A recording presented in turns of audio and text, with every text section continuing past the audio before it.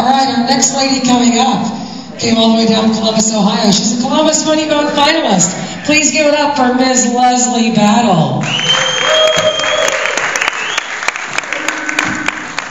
What is up? What is up? Got a sister dressed like this in a bank. That's a first. Love you, honey. Not really. Lori was talking to us before we started the show, and she's like, well, I don't want anybody to say the N-word. Well, what's wrong with Nymphomaniac? Just wondering. Now, for those of you that don't know me, I am 42 years old. I've been divorced now for just under 3 years. My kids are 19, 16, and 12. Yeah, this is a midlife crisis happening right before your eyes. Engulf it. Enjoy it.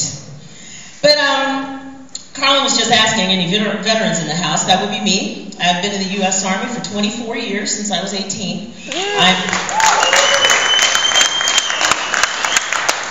And please, another round of applause for my friends who can actually shoot, because they pay me to think. So y'all don't want me with a weapon. It's not glamorous at all.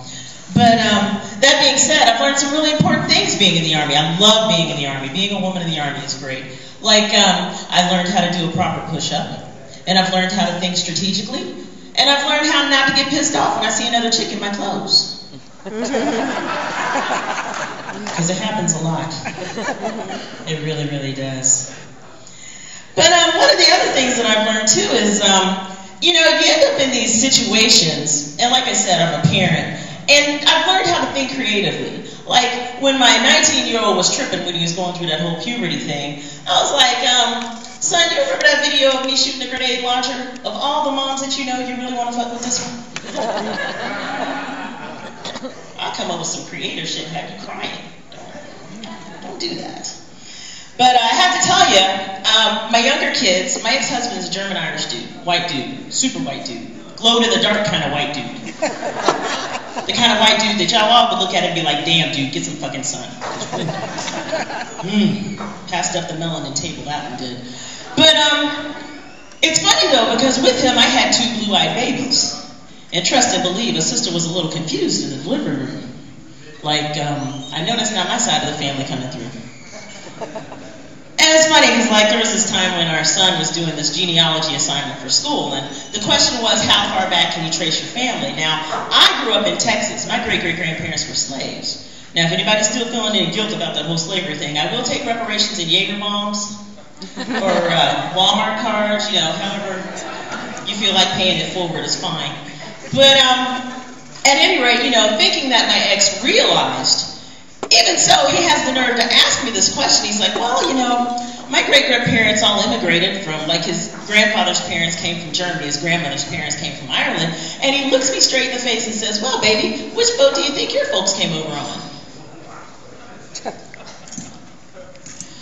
Well, every once in a while in dealing with him, I kind of had these little identity crises, and this was one of them because I definitely wasn't a black chick that day, or I'd have kicked him in the nuts. But I just kind of looked at him and I said, well, honey, there's a distinct possibility our folks came over on the same boat. It's just mine we're rowing. People are so smart these days. Speaking of smart people, anybody else not get excited that Snooki had a baby? I had 4. Really, I'm sorry, sweetie, I'm not that impressed. Maybe the fact that you had to stay sober for that however long you were in labor, but other than that, it's really not an accomplishment. And then like Rihanna is always, she's a sweet-looking girl, but she says some stupid shit. Like, she made this song, oh, nah, what's my name? Really, bitch, you know your name? And then she gonna come out like 6 months later talking about, well, I've got this drinking problem. Yeah, 2 months ago you were telling everybody you couldn't remember your fucking name. I was listening kind of intently when Lori was telling her story about the guy relieving his bowels at the bar. How disgusting is that? She really should have treated him like a dog and put his nose in it. He really would have been shit-faced then, right? Just saying, it's a technique. Where's all the single fellas at? Let's hear it for single guys. Let's form a line right at the door. But I have some advice for you, gentlemen. I consider myself the man whisperer.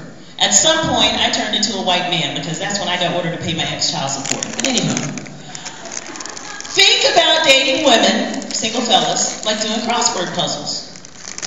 You want to knock out a couple of easy ones first, get your confidence up. And if you're having some trouble finding an easy one, she's been divorced for about 3 years now. I want to thank you all for having such a good time. You're a great audience. Enjoy the rest of the show. Thank you. Give it up one more time for Leslie, Miss Leslie Battle.